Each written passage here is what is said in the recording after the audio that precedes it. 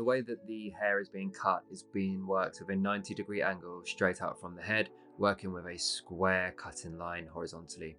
Now that Elle's happy with the guide that she's created for the length on the side panel, she's now working at the back over the top of the ear with her first vertical section that runs from the top of the curvature of the head in that zone all the way down towards the bottom of the guide.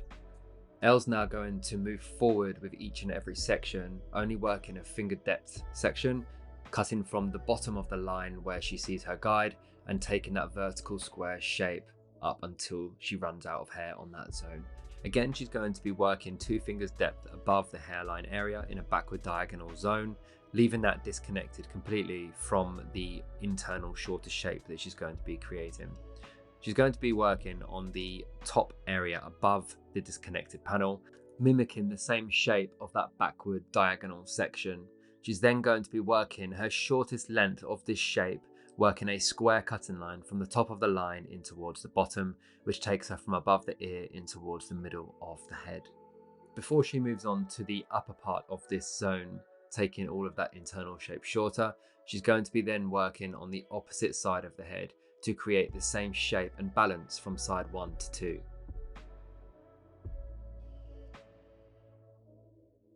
To create the section, she's going to be pushing with her thumb on the top of the comb and pushing from above the ear in towards the middle of the nape area into where she's already cut. This is how she's going to create the disconnected panel, and then she's going to be working section number 1, 1 finger's depth above that disconnected panel in exactly the same way as she worked through side number 1. She's then going to take the length down to the same length as the opposite side as what she's just cut, meaning that she gets that balance straight away before moving in towards the rest of the zone.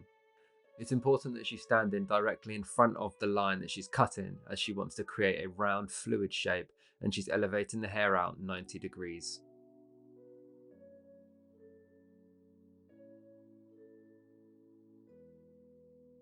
Not only is the section going to be getting longer from the center to the corner of the head because it has further to travel, but because the over direction is increasing with every section, this is also going to make the section longer.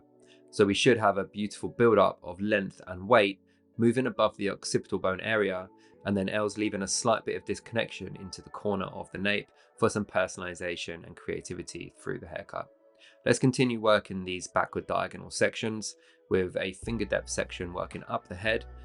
combing back to the previous section, working with lots of tension, and then cutting through the guideline itself. Elle's going to be starting from the back of the shape, working from the crown and taking a nice square cutting line from the back and working in towards the front hairline. This is so the shape stays nice and flat and compact,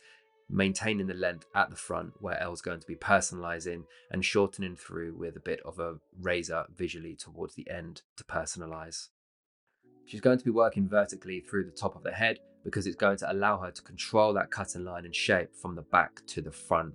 The main shape that she's focusing on is the vertical profile because that's the most important length that's coming forward. She can control the length and shape on the horizontal axes from left to right from the middle profile by simply working with a little bit of over direction, where she's working back to her previous section, again maintaining a square shape on the horizontal axes. So we're keeping it really simple and classic right now through that top zone, cutting square vertically and maintaining a square shape horizontally with the over direction. You can see that Elle's over directing the hair out towards the side where she wants the hair to generally sit when it's been cut, and then she's softly working with the razor horizontally down the hair shaft from about where she wants the hair to sit right out in towards the end. Elle's generally going to be wanting to bring and enhance the movement out within the haircut, so she's going to work with a couple of styling clips just to place the hair and hold it and grip it in a position that she wants to see it. This will help enhance the movement in the way that she wants it to be.